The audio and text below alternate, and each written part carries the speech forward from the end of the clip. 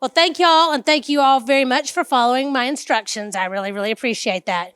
I'm going to go ahead and do things a little bit different because I do want to have Gwendolyn. So since everybody's already got their lunch, we're going to start it a little bit earlier.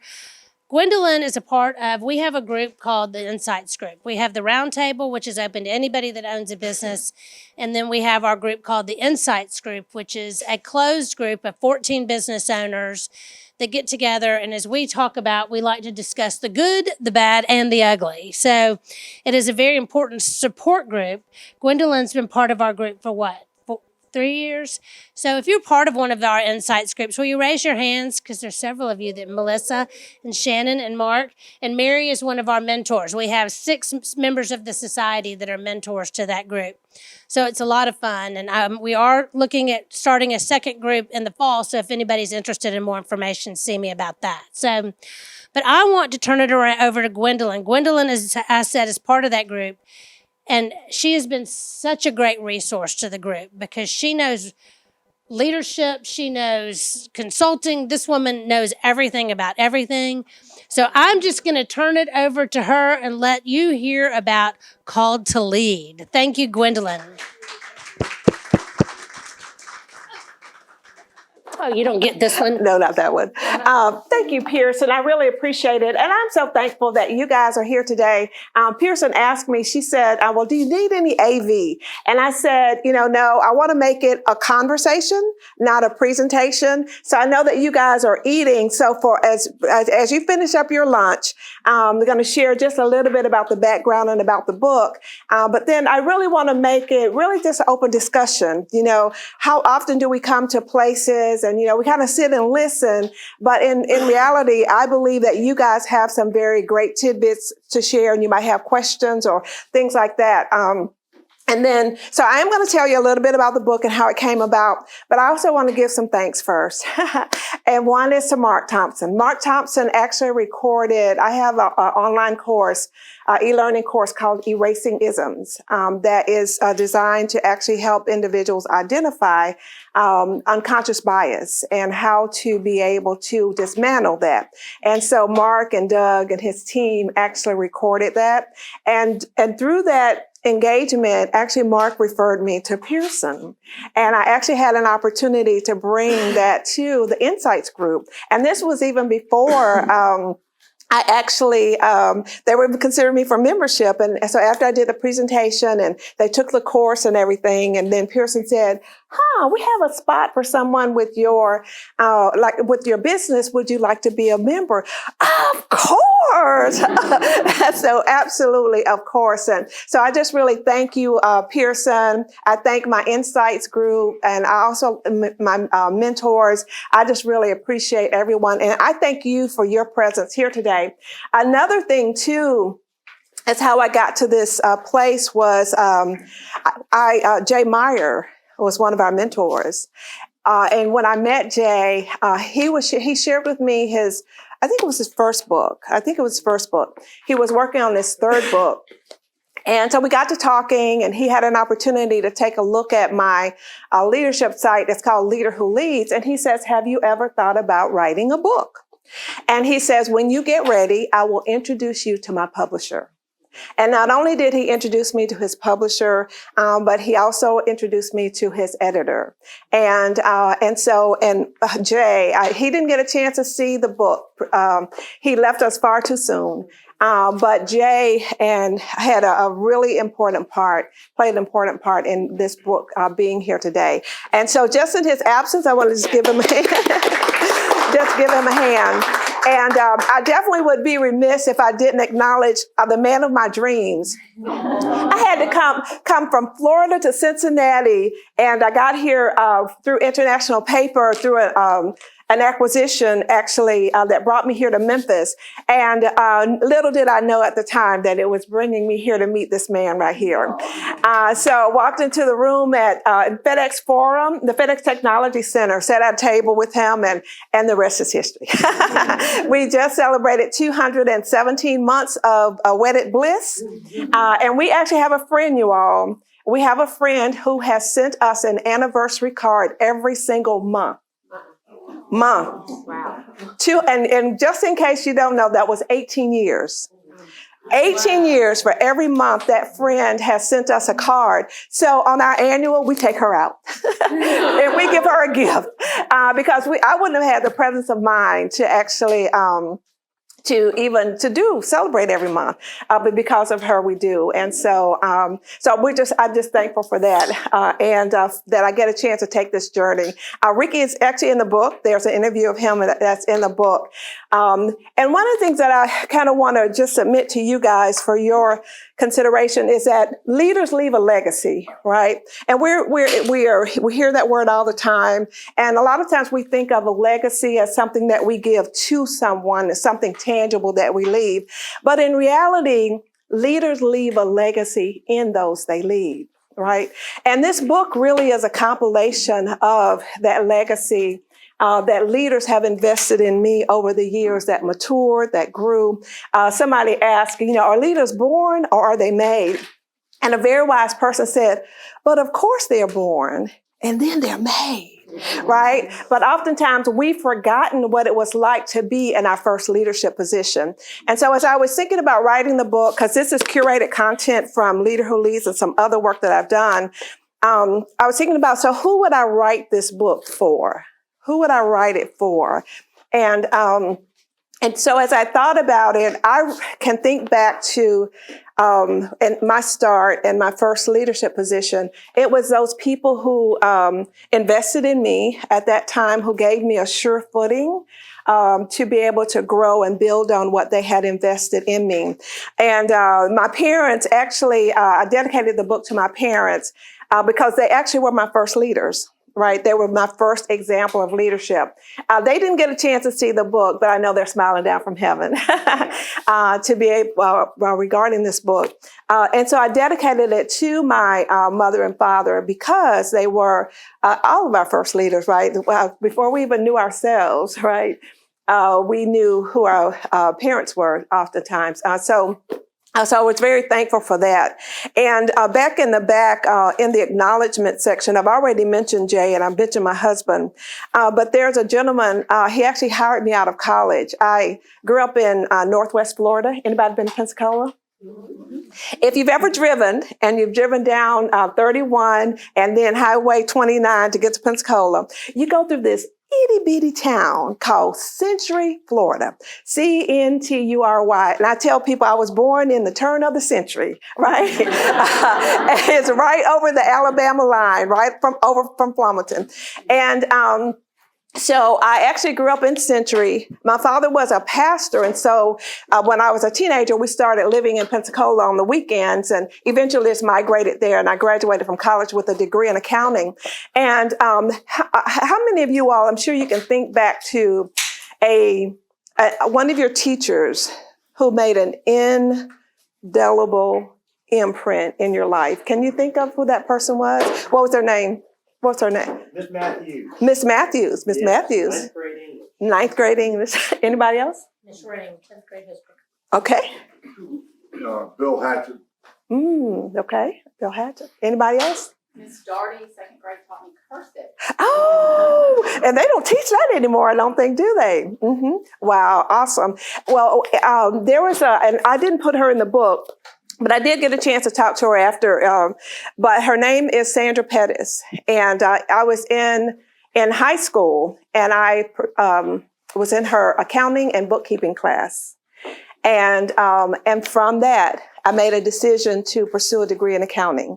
And so I graduated from the University of West Florida with my degree in accounting and later became a CPA. But little did I know as a little girl going up and down the road from Century to Pensacola, I passed by this place called Cantonment.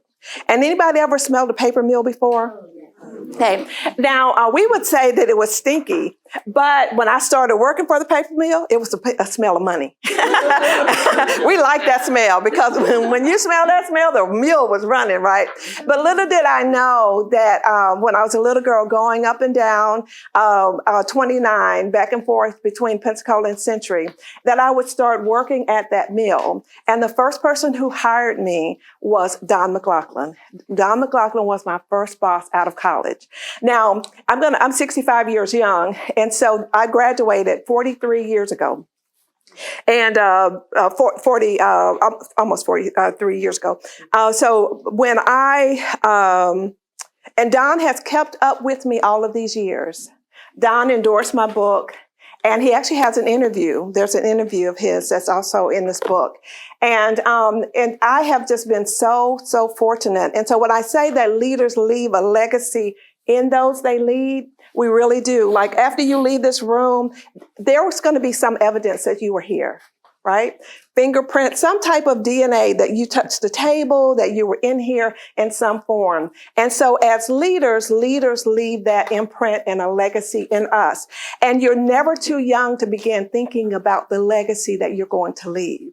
Okay. And so I just want to encourage you to think about that. A lot of times we're talking about our 401ks and we're going to be how we're going to save for retirement when we're really young. But also too, another thing to think about is the legacy that we're going to leave as a result of us engaging with people and touching lives as we go along. There's a word called generativity. And I actually discovered this word when I was doing career transition coaching. And it talks about the fact that it's that part of us that's left in the room once we leave it, right? And so the question is, what will you leave? Okay, what will you leave in the room? What's left after you leave a room? My personal mission is to leave each person in place better than I found them. And so each day my goal is, how do I live up to that mission so that as I engage with each other, what does that look like and what does that feel like? So I mentioned Don McLaughlin, and he's in the book, but also Bruce Patterson. And I call Bruce my honorary boss for life, right? He's the one who gave me a really big break and promoted me. And actually at the time, his goal for me was, he says, Gwen, I want to get you to 6 figures. How many bosses say that? You know, but Bruce, I tell you, and I actually was in Cincinnati at the time, and Bruce said to me, he said, we cultivated a really close relationship.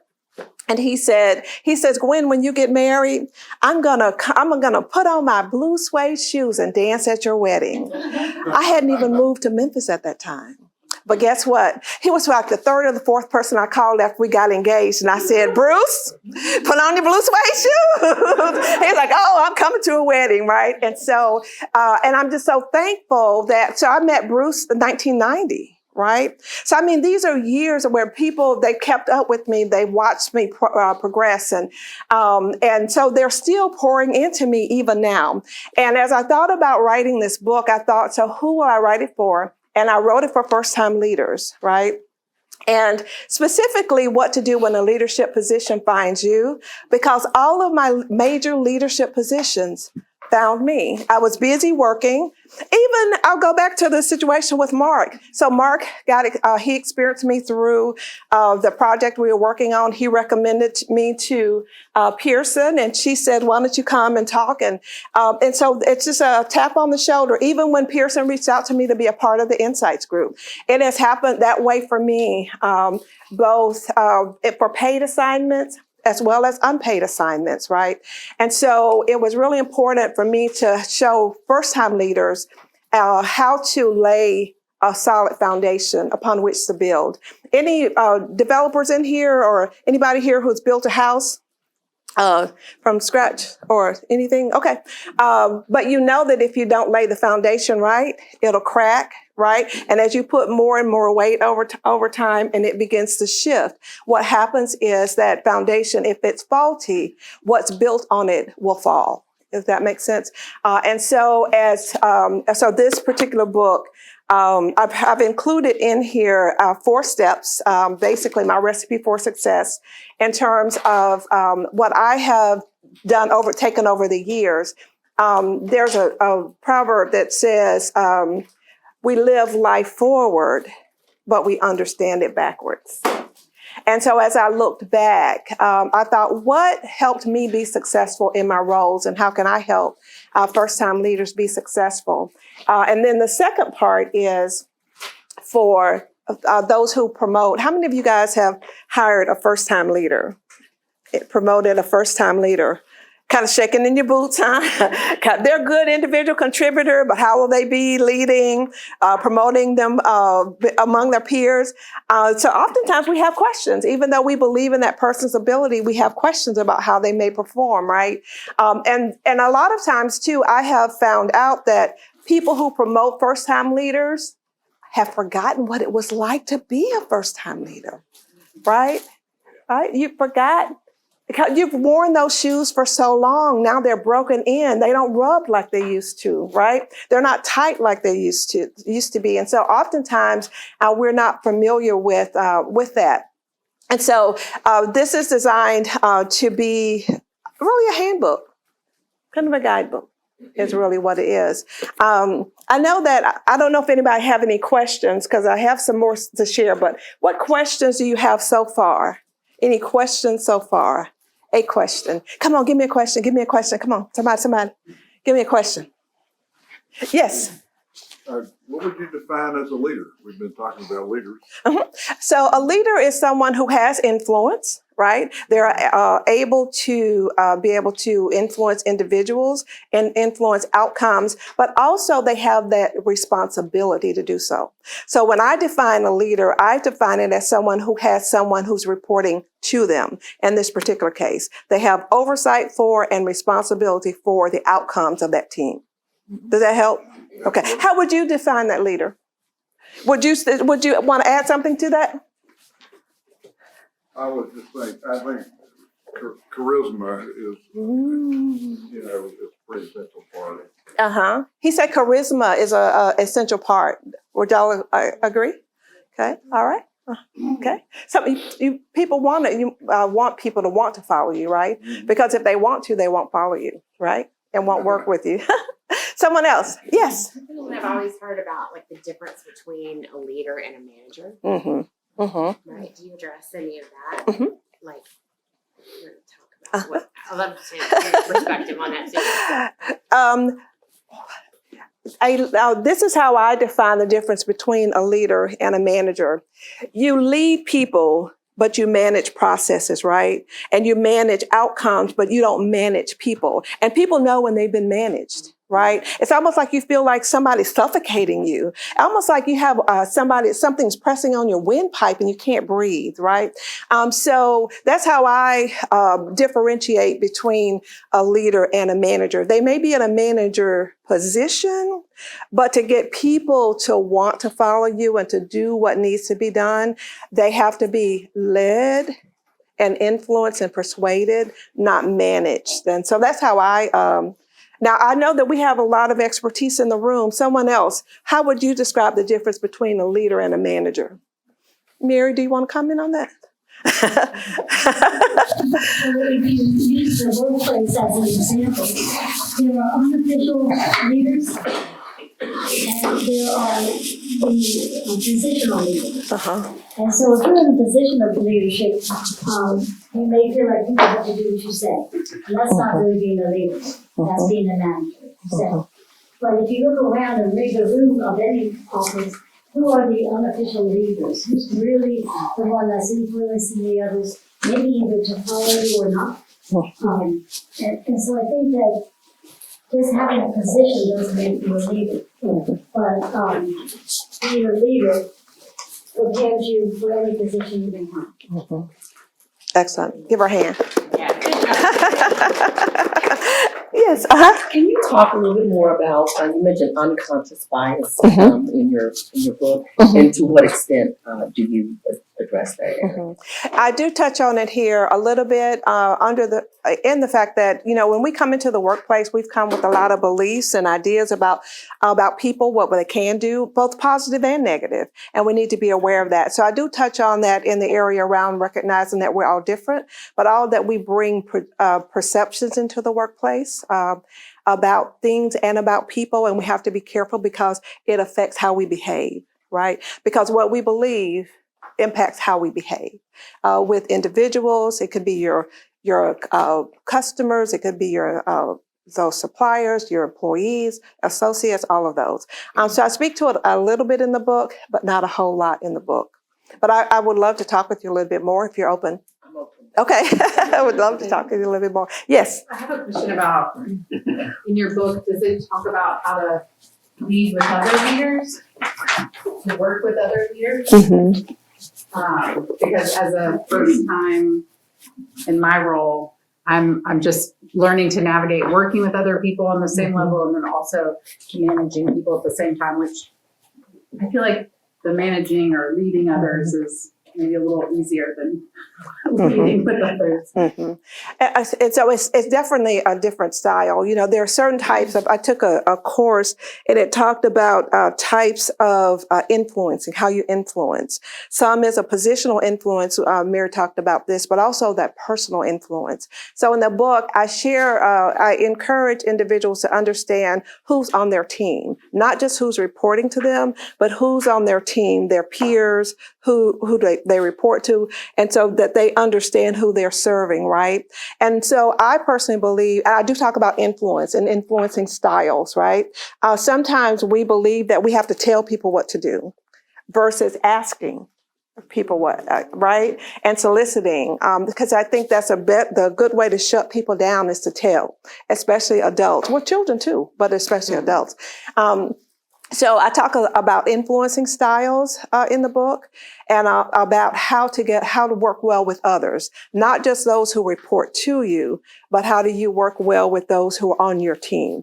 And I think if we would take that teamwork approach with our peers as well as those who report to us, I think it might be an easier lift because we might see them differently. Does that make sense? In the book, I also talk about different styles because oftentimes where we have a rub is in style, right? It's not necessarily substance, but it could be style, right? And when styles could be abrasive, it feels really rough and hard, right? But I do talk about styles in the book and about influence. You're welcome. Someone else? Yes. How long have you been working on this book? Oh, man. Melissa, you know me. So I really fought and resisted writing this book. I started it as a blog in 2013, and it's started as a blog. This Leader Who Leads is the blog, and actually it's on the back of the card. You guys can take a look at it. So I think I got serious about it though in 2021.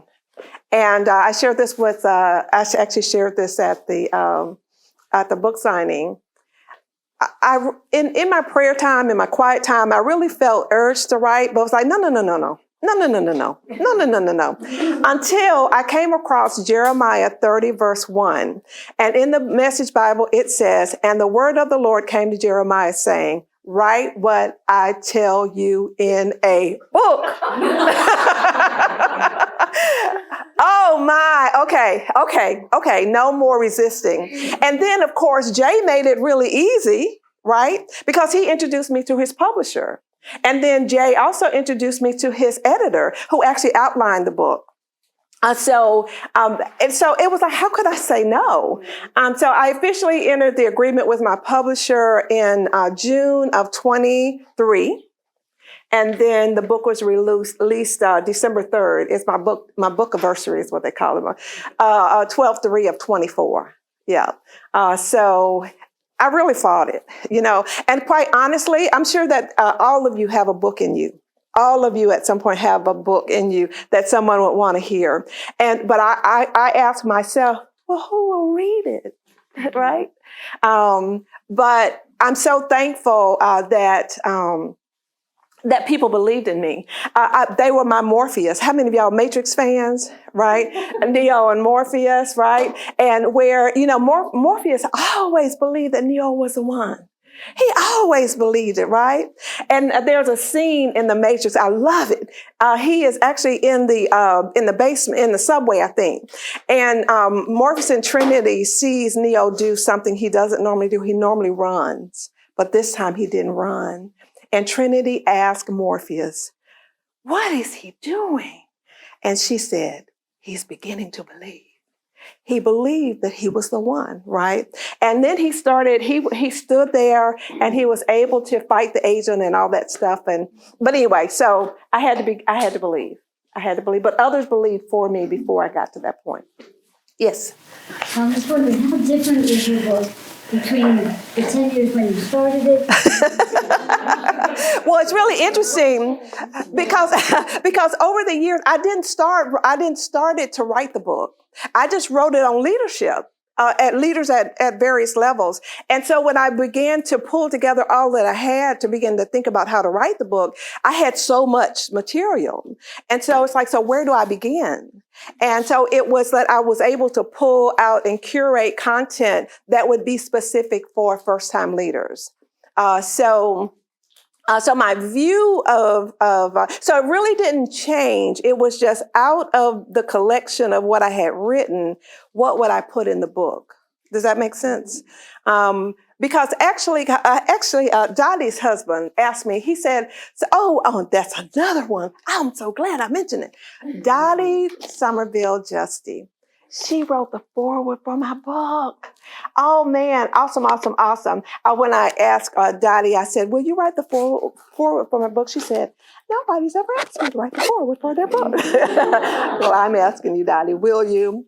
She did, and she did. But anyway, he said, so how did you get the title for your book? And he said, did you get the title and then write the chapters, or did you write the chapters and then get the title? And my title didn't come until the end. And he said, so what were the other ones? So I think You've Been Selected was one. You've Been Selected was another one. What was the other one I had mentioned? So there were a couple I had, but this one just kind of stuck with me because it really represented the story of my life. That I have been tapped on the shoulder for all of my leadership positions, be it paid or unpaid positions. Yeah. What advice do you have for somebody that is in a position and then they are tapped for that leadership and now they're having to suddenly be the leader over their former peers? I can relate to that because I was elevated from among my peers. And I'll tell you, the hardest thing for me was moving from a cubicle to an office. My natural personality is I'm collaborative and I like to be a team player. And for me, that just felt like separation, right? And finally, my boss, Craig Doty, came to me and he said, I think it had been maybe a couple weeks after it had been announced. I was still in my cube. And he says, I want you in your office by Friday. And to force me into my office. But I would say, I do believe that how you behave among your peers when you are a peer can affect how they will respect you when you are in a leadership position, right?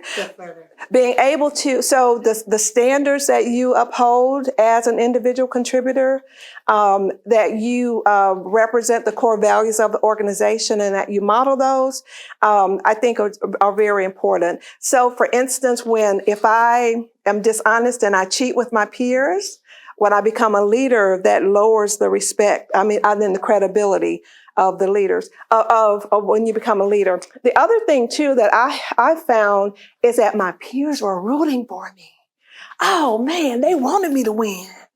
They really wanted me to win. And so what they did, I was actually the manager of, I was first the resource manager on the wood and distribution team. I mentioned a degree in accounting, and so I was in internal audit. And so we audited timberlands, wood manufacturing, and the distribution centers, both in the U.S. and in Canada. And we also had land in Brazil. So I was over that part of the business. And so and then when I became the manager of the wood and distribution team, then what happened was, so I was with a group of people who knew me, and they were very, very supportive. And so that's what I will share. Anyone else have an experience of being promoted from among your peers? Any advice you might give, being promoted from among your peers? I know you were. Any comments? Well, it seems like everybody though in my group was promoted at the same time. That's a good thing. Y'all were a great class, huh? Okay. I have a question though. Yes. Do you go, and unfortunately I picked up my book, I'm so excited to dig into this, but how does an introvert lead as opposed to an extrovert? And the misconception is extroverts make the best leaders. But what about the introverts? There is a section in here on styles, specifically personality styles. And I talk about the attributes of each of those styles. I am an extrovert, but I'm a very slight. So if you look on the scale of extrovert, so basically, okay, this is the teacher in me. I do the Young typology, which is the precursor of the Myers-Briggs. So I'm an extrovert, but I'm a very slight extrovert. I get my energy from being with people, but the larger the group grows, the quieter I get. Right. And then especially for introverts. Now, y'all wouldn't think that my husband is an introvert for those of you who know him. But because he will talk to anybody, right? He can talk to anybody at any time on any subject, right?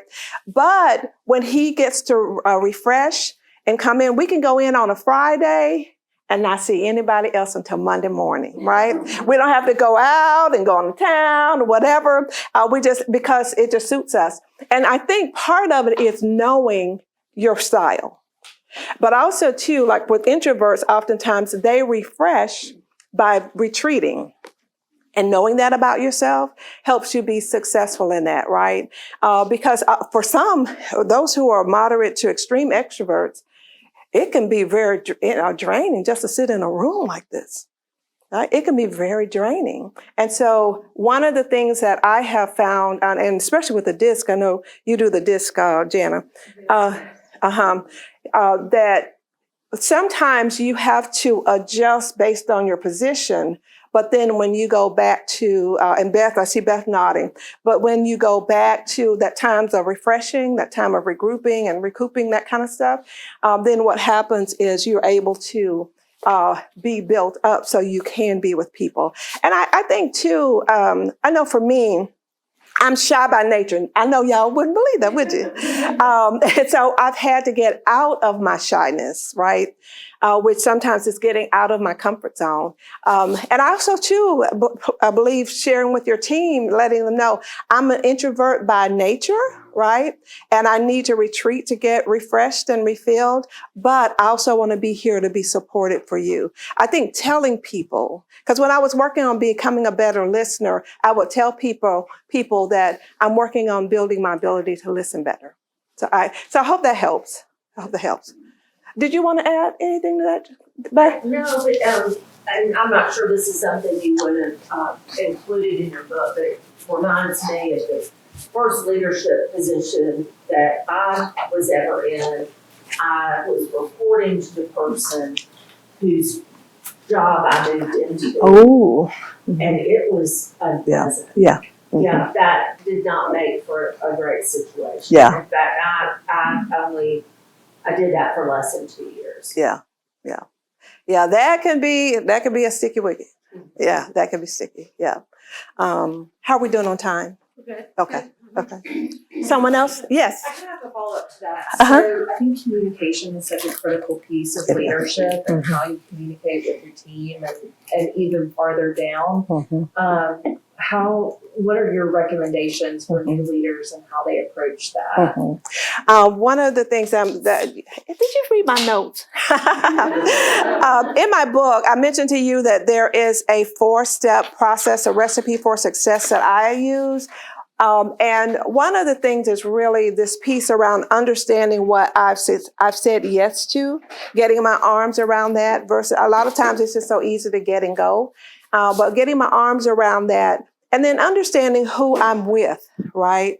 And to be able to to understand what is expected of me, right? So we can move as a team. There's a section in the book on styles, and especially on personality styles. So personality styles, communication styles, conflict management styles, all of those things are very, very important. Have it.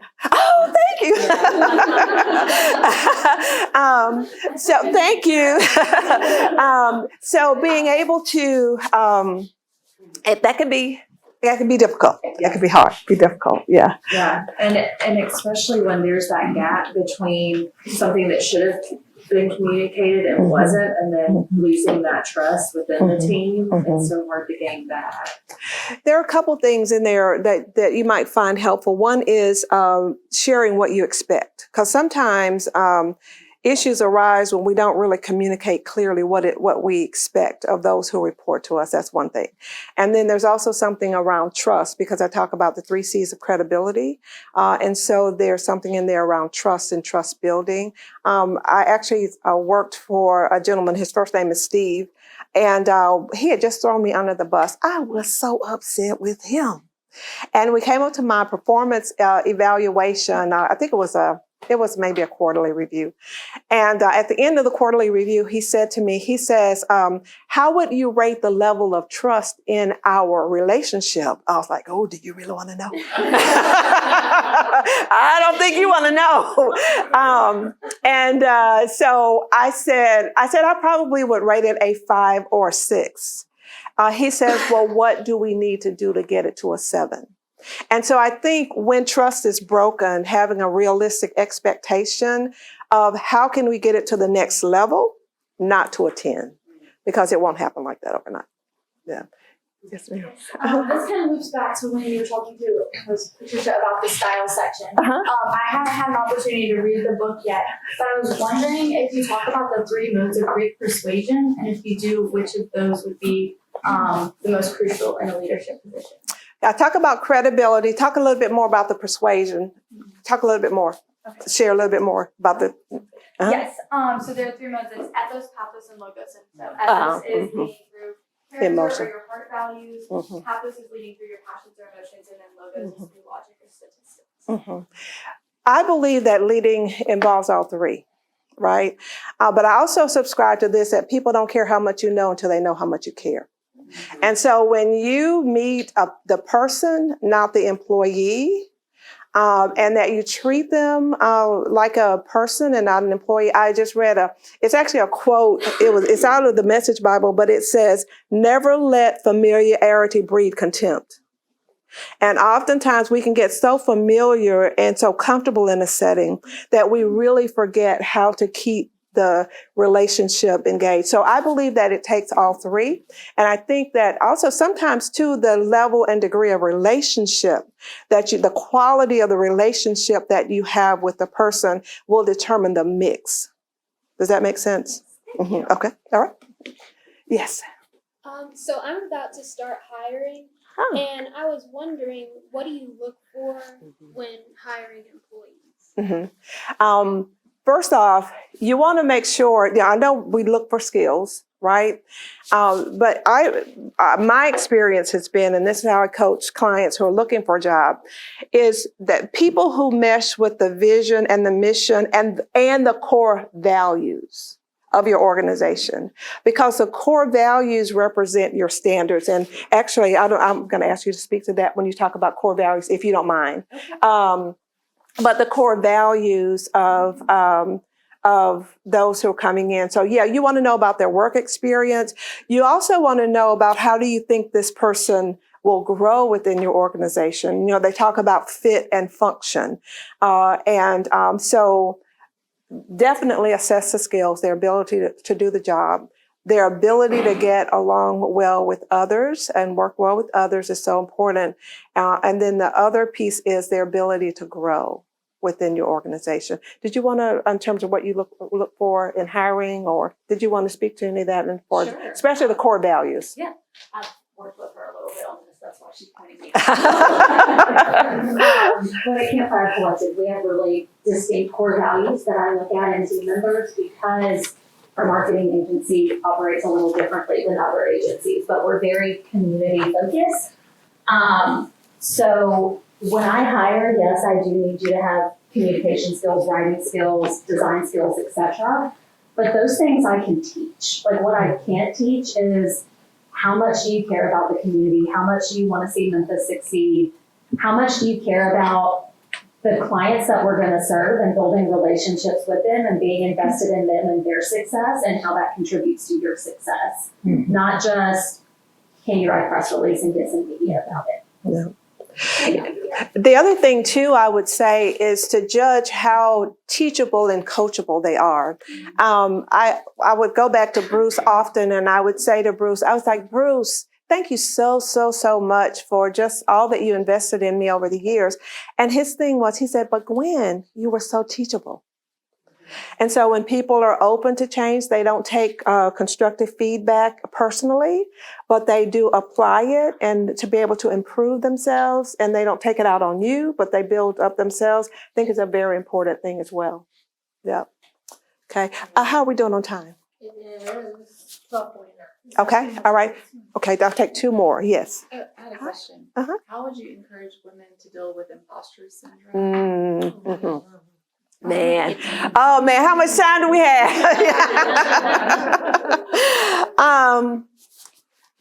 One of the things that I often say is, so I told you I had an accounting degree, and then I became a CPA and got some other credentials. And I thought that if I became more competent, I would become more confident. But that's not the case, right? And so one of the things that I've done over time is, even with when I question, who's going to read my book, right? Who's going to read it? That was a confidence to my confidence and statement. And so I think, first of all, being aware of it is very important. Getting around people who can speak to the positive things in you versus the people who can build you up, not in a false way, but in a very positive way. Even self-talk, I think is very important as well. I actually shared a post on LinkedIn, and if you guys, if we're not connected on LinkedIn, please reach out. But I shared a post today, and it actually came from a friend of mine who writes a devotional. And it says, refuse to be bullied by your fears, right? Refuse to be, and the image I had was a woman boxing, punching out those fears, right? So I think acknowledging it, getting around people who can build you up, and then also what you say to yourself. I find that's very important. Who wants to speak to, Janet, did you want to speak to that at all about imposter syndrome? Well, I had something else, but okay. Imposter syndrome, to me, knowing yourself and what your skills are is a big step, because sometimes we just don't know. And once you do, then look for ways to be able to use those and demonstrate them. And the one thing I was going to bring in that I was going to mention to you, leaders, if they will just honor you for who you are, like they'll listen to you, that's when it's a really great leader. Because they'll think your opinion, they might not be able to use it, but at least they've heard it.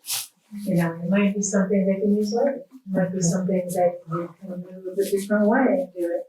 But for you not to ever be asked and then just always know how to do stuff, like do it my way, that's really disappointing. I want to ask the fellows in the room, because a lot of times we as women talk about confidence, but I don't think I rarely hear a man talk about confidence, right? So I'm going to ask some of the gentlemen in the room to speak to this piece around confidence and what do you do to build your confidence, or how do you communicate that? Does that make sense? What? Study? Okay. Become more confident. What you talk about, you're not going to have confidence talking about it. Okay. All right. What? Okay. Good. Okay. Thank you. Thank you very much for sharing that. Someone else. How would you speak to confidence? How would you coach one of your associates to build their confidence? Well, I tell them they can do the job. You encourage them? Right. Mm-hmm. Right. I had a lady interview for a job and she wasn't confident. There were 2 of us making the hiring decision. I said, you go in there and you tell them that you're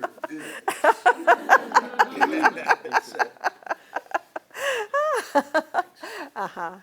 Yeah. Yeah. So I know for me, yes, ma'am. Yes. Good. It was a statistic. I don't remember what it was, but they were talking about men who didn't totally qualify for a position did not overthink it. They just tried it, and then women said, okay, no, I don't want to. But I don't want to. Men can, and I know, Beth, you probably know this statistic, but when I was doing career transition coaching, men can have 50% of what's required on the job, right? And they'll apply for it. Whereas women feels as though they need to have 95% or they can't go in, right? Because there is also a statistic that oftentimes men are promoted based on the assessment of potential, whereas women are promoted based on the assessment of experience, right? And so we have to realize that there's that gap, but that confidence piece of going after something. I mean, if I was qualified, if I had 50% of the job qualifications, I probably wouldn't apply for the job. but does that speak to my confidence? You know what I mean about it? So I don't know. I think Jana, did you have a question or you made your? I waved to him. Okay. So we Okay. just be on it. Okay. You talked about how your commitment, I think, to integrity influenced the transition to leadership in terms of your peers. So can you share, I guess, some qualities that leadership may have seen in you because you were doing your work and you were tapped on the shoulder. So what do you think were some of the attributes, I guess, that you just unknowingly? Well, first of all, they could count on me to show up, right? And so that piece, so I was reliable in that way. I was looking to grow, so I wanted to grow and was willing to learn. Anytime someone asked me to do something, sure, what do you need? Because I got a lot of exposure that way across the company just by volunteering when I'm called upon to be on a board or committee or whatever. And being also a team player. I think confronting is fine, but being confrontational is not, right? And then, of course, at the end of the day, what we get paid for is getting results, right? If we don't perform, then we don't get to stay long, right? So I think it was a couple of things. That's a very good question, though. But I do believe that I would show up, that I was committed, and I was willing to do what needed to be done and go the extra mile. Or some attributes. For those of you who are getting ready to hire, and you said you were hiring, what's at least one thing that you're looking for in your ideal candidate, one attribute? I would want them to be outgoing because in my business, we like to connect with people while selling our products, and I want them to be able to connect with the customer. So being assertive, outgoing, that kind of thing. So totally. I was just thinking about when I interviewed the members of the Insights group because I was doing a presentation and they asked me, what would you want your future employees to know? I mean, because that's always something we talk about. Every single one of them said, I don't care if they know how to do the job. I want to know that I can teach them the job. I want to know that they're going to show up, that they're going to, not just sit around and act like it's not in their job description. So I think so much of it is about the work ethic. Have the work ethic and you'll be able to do the job. Yep. So, Positive attitude helps too. Oh, yeah, for sure. Yeah. So actually, I love, there's an image of a matchbook. So there's a matchbook with the thing peeled back and they're getting ready to strike the match. And it says, attitudes are contagious. Is yours worth catching? Right? Do we make people better or do we make them sick? Right. So attitudes are contagious. I just want to leave this with you. I'm going to turn this over to you, Pearson, that leaders leave a legacy in those they lead. And long after you've left the room, long after you've departed from their company, there's a part of you that's still left, the essence of you. And so as you are going about, I want to just thank you for being here today and a part of that conversation. And we're going to turn over to Pearson. Yes, sir. Go ahead, Rick. This is as much a surprise to me as it is to you, but I just want to thank you publicly for being authentic. Oh, I just love him. Gwendolyn, thank you so much. Let's give Gwendolyn a round of applause. she did say she had books to sell, but I think she's giving them all away probably. So thank you so much, Gwendolyn. We really, really appreciate it. If y'all have any questions, I'm sure that she will be here for a little bit. Or if you got a book, get her to sign it, to get on Amazon, write a review. So the only thing I have to add is that on July 15th is our next meeting. It's going to be at Junior Achievement. It is Bill Dunavant who will be talking about, he is doing his Why Memphis. If you've not heard him speak before, he was the chairman of the chamber and started really doing this because he feels like we're very hard on ourselves and we need to all learn how to go about promoting our business, our city. So come to that meeting. I think you'll have all kinds of great things to be able to say. It will fill up. So when I send you the follow-up to today, I would go ahead and make your reservations for July 15th. And then on August the 19th, we will be back with our master class that we do in partnership with the Small Business Council of the Chamber. Yay, Patricia, we get to work together on that. And it'll be Susan Stevenson speaking at Baptist Hospital. So we will be keeping that information out for everybody. But in the meantime, thank you. Thank you, Gwendolyn. This is wonderful.